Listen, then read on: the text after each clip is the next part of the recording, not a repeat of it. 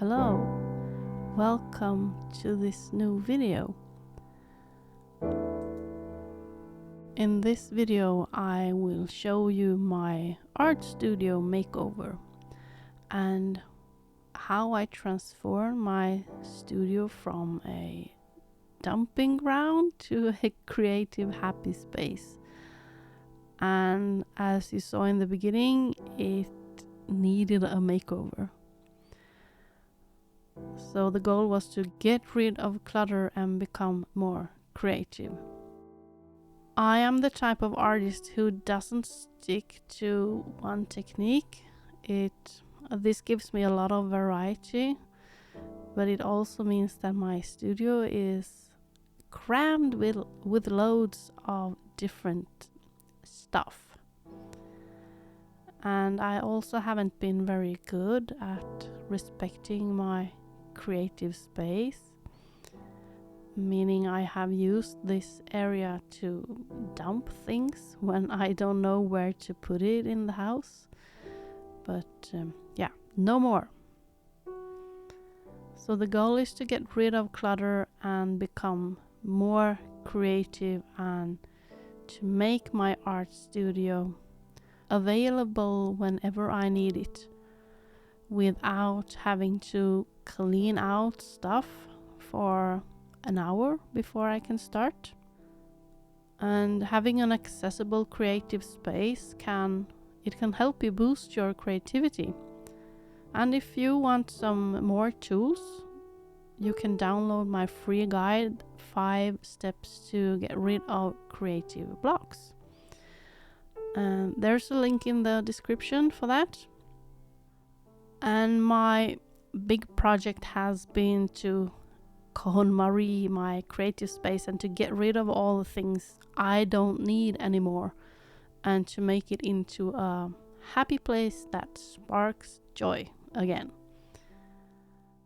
As you can see, or you see in these pictures, I started with sorting out all my yarn because that is one of the categories of material I have the most of, and it takes up the largest amount of space.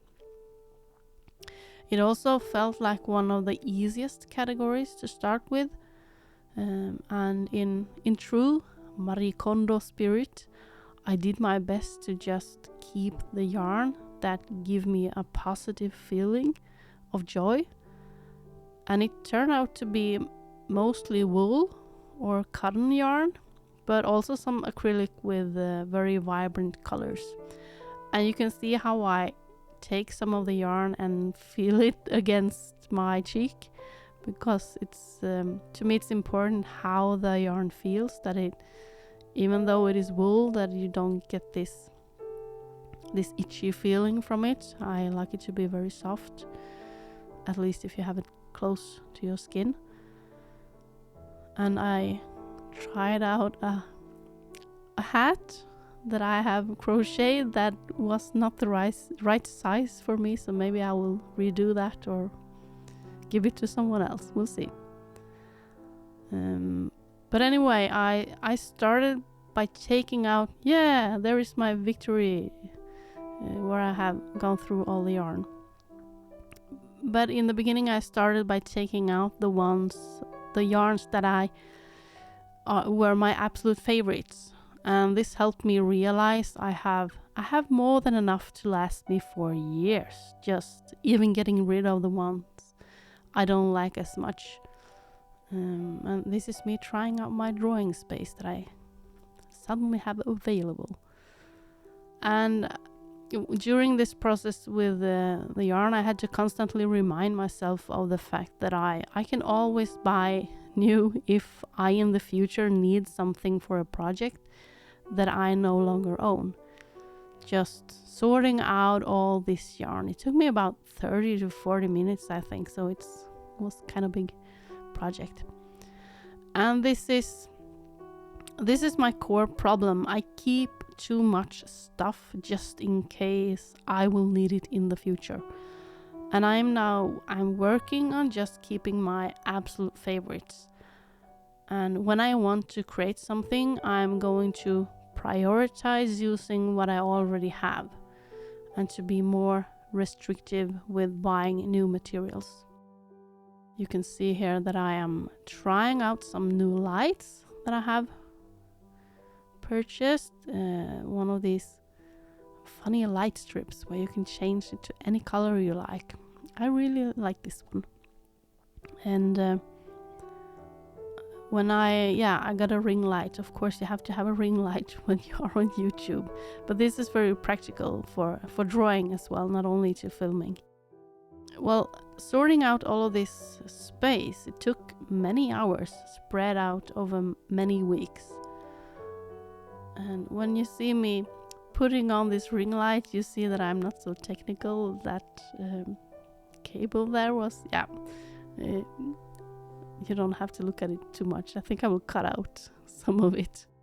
The biggest transformation in this project came when I got some help from a very dear friend, and she helped me to structure the whole process, which made it much more efficient.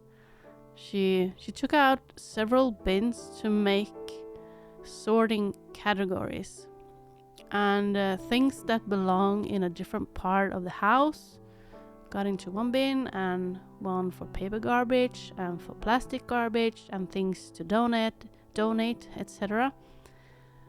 And the best part was that I just had to pick up something, decide whether or not it was staying in this creative space, and we had a separate bin for all of that as well.